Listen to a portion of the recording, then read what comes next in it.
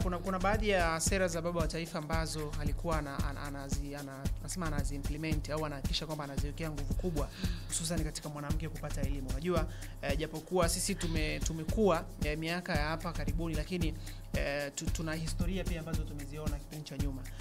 Mwanamke alikuwa ni kama hapewi ile nafasi ya elimu kama mwanaume, lakini natamani tupitishe kwenye sera ambazo Mwalimu hayati Julius Kambarage Nyerere alihakikisha anaziwekea mkazo ili kuhakikisha kwamba ile nafasi ya elimu basi inakuwa sawa kwa mwanamke na mwanaume pia. Asante sana kwa swali zuri. Tukienda moja kwa moja tunapozungumzia swala la elimu, kwa upande wa Mwalimu Nyerere alikuwa ni miongoni mwa maraisi ambao walisisitiza sana masuala ya elimu bora. Yeah. Na katika hivyo basi alionelea kwamba ni lazima iwepo sera ambayo itahakikisha kwamba inatekelezwa kuwepo kwa elimu bora.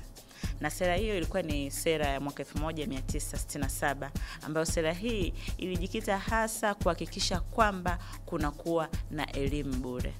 Elimu bure hasa katika shule ile ya awali, shule ya msingi, ambapo aliamini kwamba chanzo cha matatizo mengi ni umaskini, ujinga na maradhi.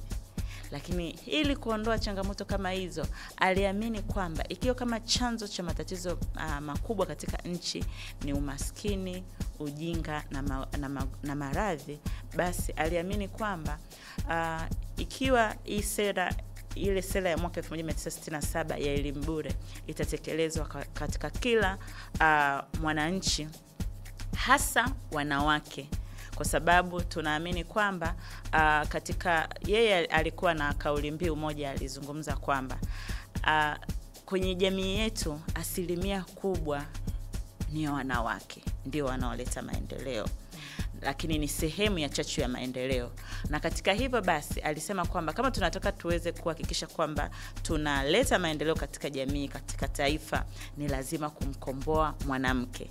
Na akaona kabisa katika tukiruhusu swala la elimu bure, tutamwezesha hata kumwelimisha huyu mwanamke ambaye ni chachu ya maendeleo katika jamii. Na katika hivyo basi hata kama kuna changamoto ya umaskini ambayo inapelekea kutokusoma, ama changamoto ya kiutamaduni, ama changamoto za aina yoyote ambazo zinamzingira ikiwemo labda hizi mimba za mapema ama maradhi, aliamini kabisa kama kukiwa na elimu bure itakuwa ni sababu ya msingi ya kupelekea wananchi wote waweze kupata elimu, ikiwemo wasichana na wana